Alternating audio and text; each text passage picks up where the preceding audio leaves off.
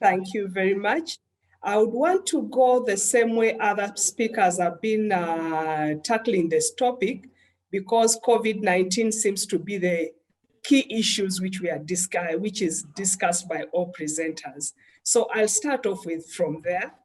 In the year 2020, which started like any other year, till the first case of COVID-19 disease in Kenya was announced on 13th March 2020, even well-established pharmaceutical supply chains like meds went through a wide range of actions. First, there was fear and confusion, there was panic buying, out of stock, and overstocking. Firstly, there was panic buying and stockpiling at health facility level, which in turn put pressure on supply chains as demand outstripped supply. Capacity of meds, pre-qualified suppliers was overstretched, and suppliers were not able to meet the demand, since they were depending on the same sources that were experiencing lockdowns and shutdowns. Even with the ISO certification that meds has, how could strict supply standards, we are talking of good distribution practices, how could they be maintained during this crisis? I can tell you, maybe they were not strictly maintained. I therefore pause to ask, are our supply chains able to cope in time of pandemics? With the supply chains that are battered by COVID-19 pandemic, survive and even emerge stronger in the years ahead?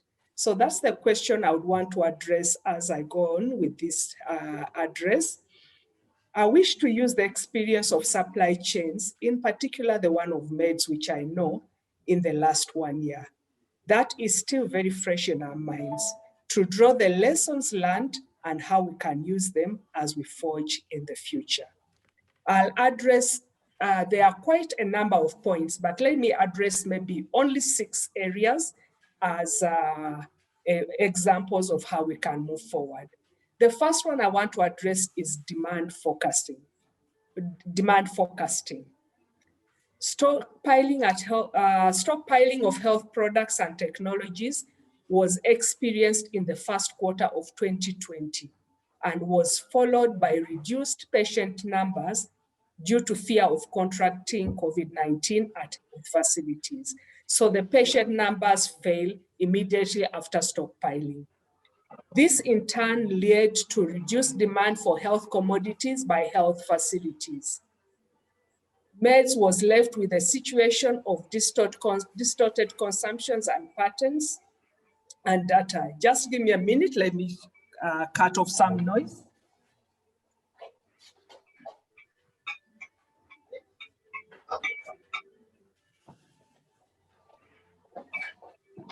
I'm very sorry.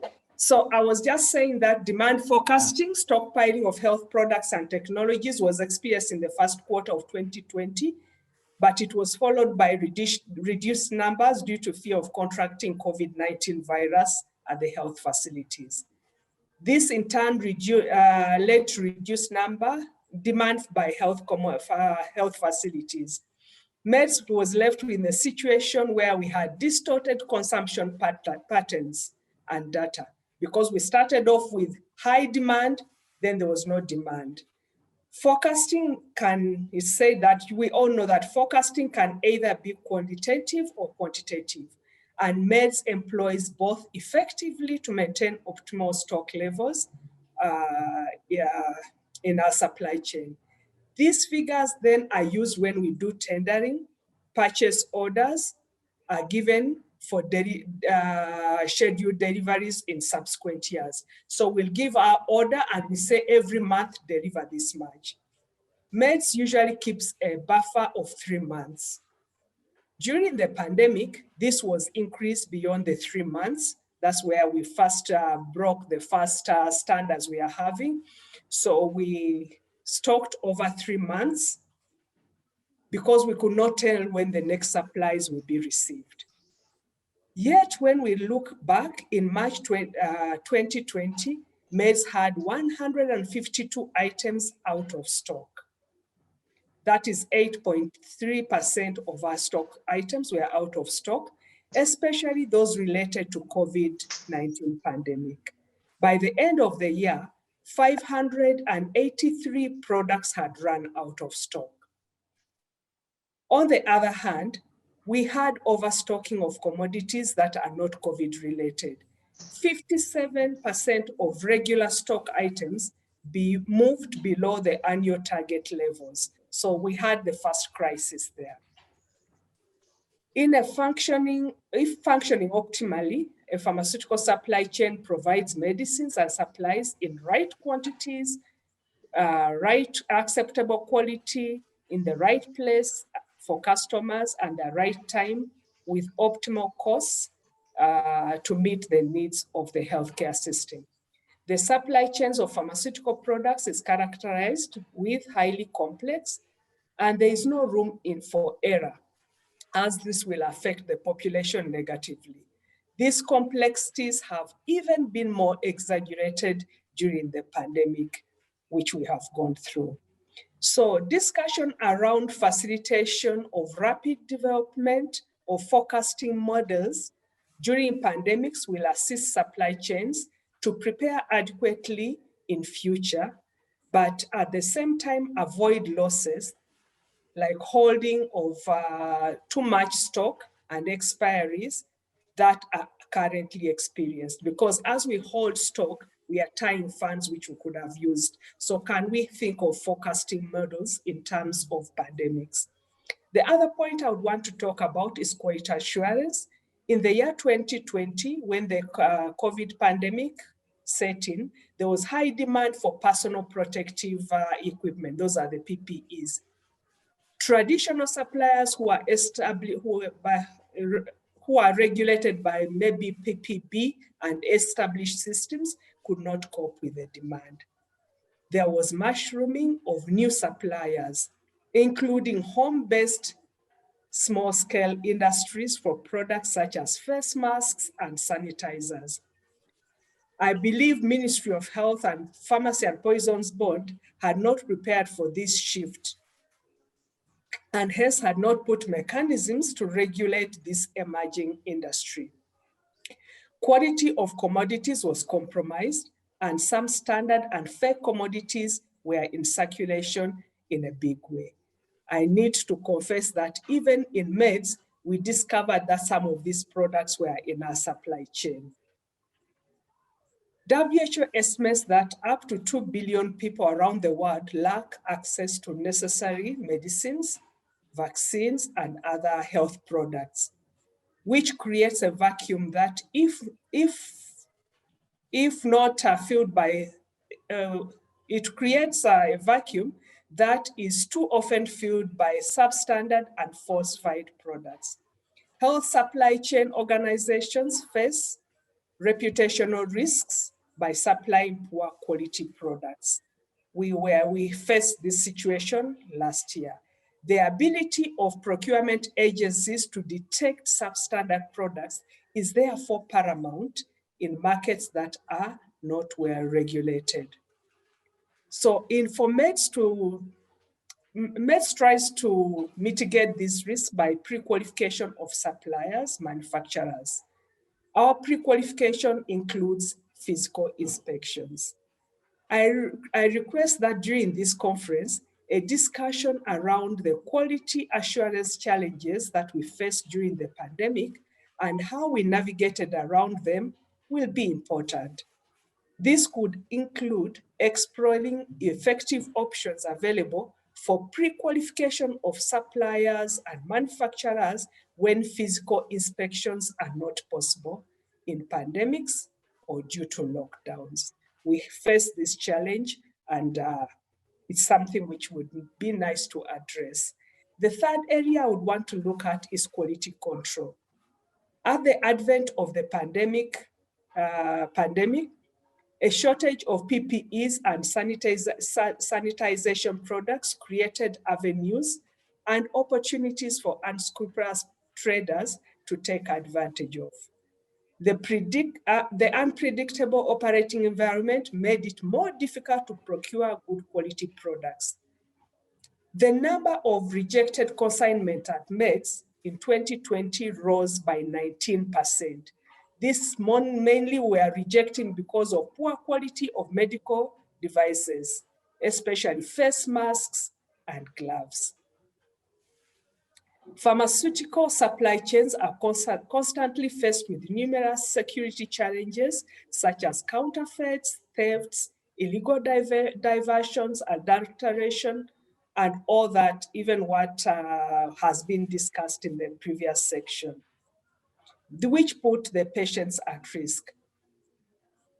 It says that the previous reports indicate that 10% of all pharmaceutical products in the world supply chains are counterfeits, with estimates increasing as much as 70% in developing countries. I really hope Kenya is not listed among these countries. The situation must have become worse during the pandemics, with the last pandemic. The quality control laboratories in Kenya, which are WHO pre-qualified, I'm talking about NQCL and MEDS quality control laboratories, have standards and protocols to test and identify substandard and counterfeit products. But we need to have a discussion around the need for increased market surveillance and collaboration with global and local regulatory agencies in identifying substandard and counterfeit products of emerging new products. Here I'm talking about things like face masks and hand sanitizers. During the pandemic, which is still going on, did the systems in the country fail the consumers and the health facilities as they were left at the mercy of these unscrupulous business persons, especially with regards to the quality of PPEs and sanitizers? I'm also asking, did Meds Quality Control Laboratory fail the consumers and the clients we are dealing with? The fourth point I would want to add there is the storage and distribution. I believe maize is the second biggest supply chain in Kenya. But I need to say that it's not even prepared to participate in massive distribution of the COVID-19 vaccines, as it lacks the adequate cold storage facilities. When we hear that Pfizer vaccines needs to be stored at minus 70 degrees Celsius and Moderna at minus 20, do we have these facilities? We can try to stock the ones of 20 degrees at meds, but the capacity we have is also limited. So I know there are quite a number of guidelines on proper storage and distribution of medicines and medical products, including the ones which are given by PPB. However, challenges still exist in this area. Health commodities are a strategic product that must be properly managed so as to reap its benefits in life saving. Health supply chains must therefore invest in the right infrastructure in storage and logistics to maintain efficacy of medical products. Temperature-controlled logistics, as was talked about by Dr. Kamemia, and storage facilities should no longer be a luxury or an option, but it should be a necessity. The few numbers of logistic providers that meet the desired requirements is a telling story of how far we have to go as a country. Are we ready as a country to widely distribute to the remotest part of the country these vaccines and any other items that require special cold storage? What do we need to strengthen this aspect as regards to private-public partnerships? I know the public has tried, but what about the private-public partnerships? The fifth area I want to talk briefly about is technology. During most of the year 2020, majority of meds operations were paralyzed due to COVID-19 pandemic restrictions. For example, we have the training and capacity building activities for healthcare workers, the field visits, and even supplier conferences were canceled. However, This year in February, MEDS held its first virtual suppliers conference, which was very successful. You remember last year it was canceled. This time we had the virtual one. We think it was successful, and we intend to adopt virtual conferences for the future because of reduced costs and increased participation. In addition, in future, tendering and dispatch of purchase orders will also be done online. These are lessons which we learned last year. On the other hand, I just want to move a bit. MEDS has 300 stock items, of which it holds 3 months buffers. In addition, we purchase over 300 products for health facilities on the need basis. For this, MEDS has 11,000 pallet spaces for storage. It distributes over 3,000 to over 3,000 health facilities all over the country and beyond. To manage this inventory, we have installed a barcoding technology, which was installed 3 years back. However, up to date, the full benefits of this system have not been realized. This is because only 40% of the products we receive, please note, Dr. Kamemia, only 40% of the products we receive from suppliers are barcoded, in spite of intensive sensitization. Many pharmaceutical suppliers in Kenya are yet to embrace appropriate technology. We all know that employing a range of digital and analytical solutions can improve supply chain resilience. Technology solutions provide easy traceability for better monitoring of various supply chain segments. Inventory management can be made simple, like the system I was talking about at MEDS, secure and cost-effective by adopting such systems.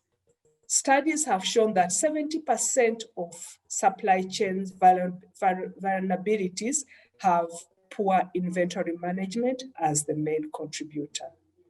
Not only does barcoding technology secure the product throughout the supply chain, from manufacturer to health facilities, it indirectly contributes to the access by helping reduce wastage.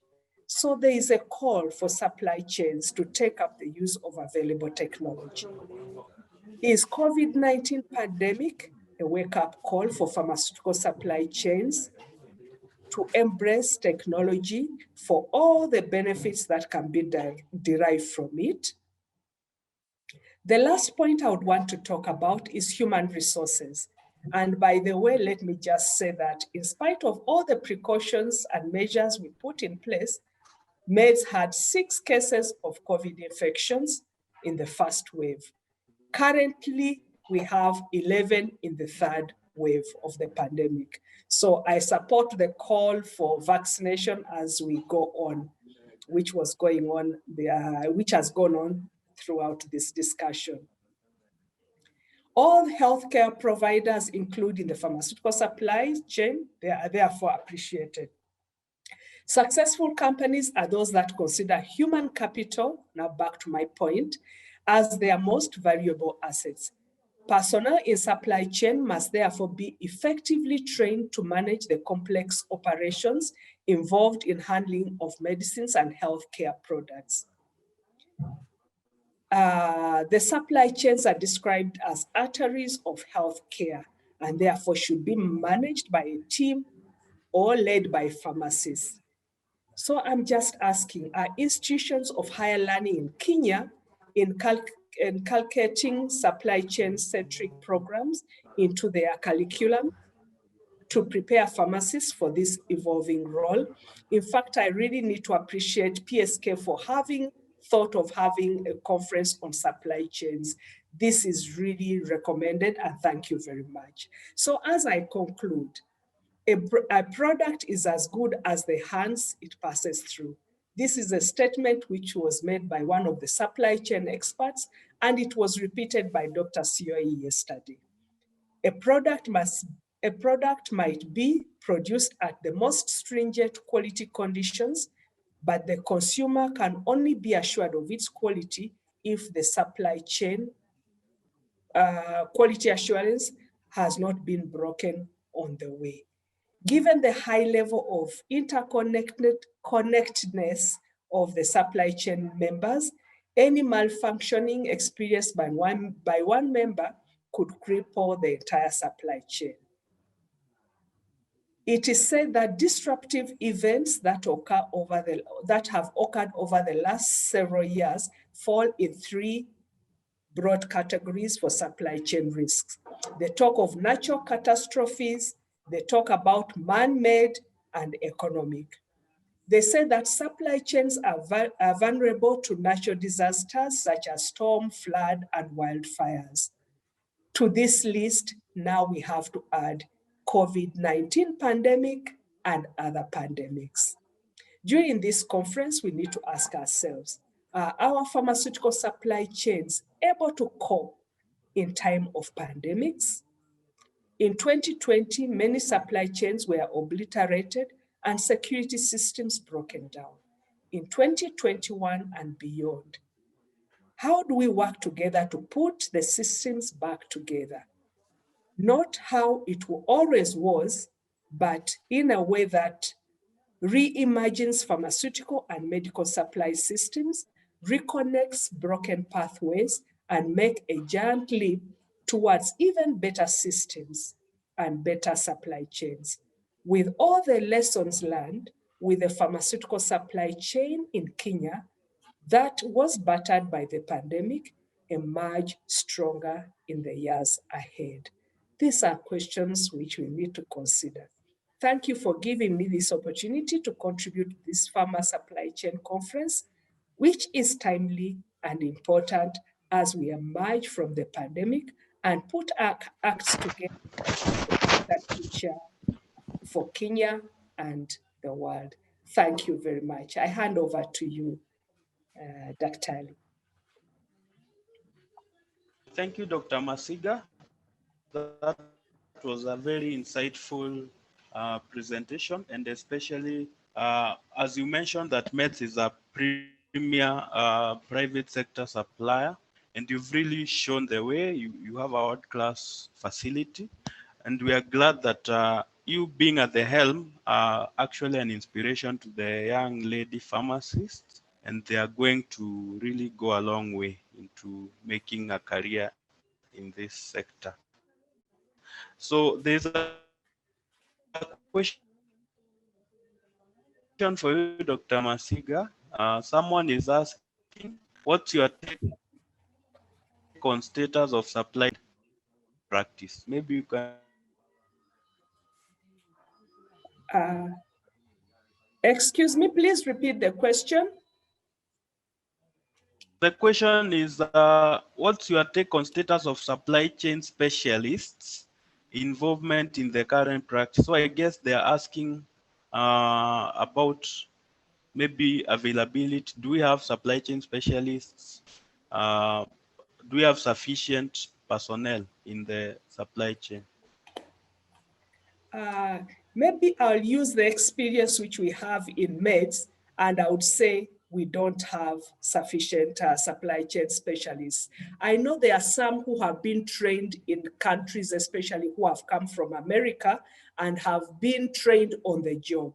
In meds, we've tried to get pharmacists with experience in supply chain or who have been trained, and we have failed. So what we have done in meds, we pick the young pharmacists who have just graduated and we train them on the job.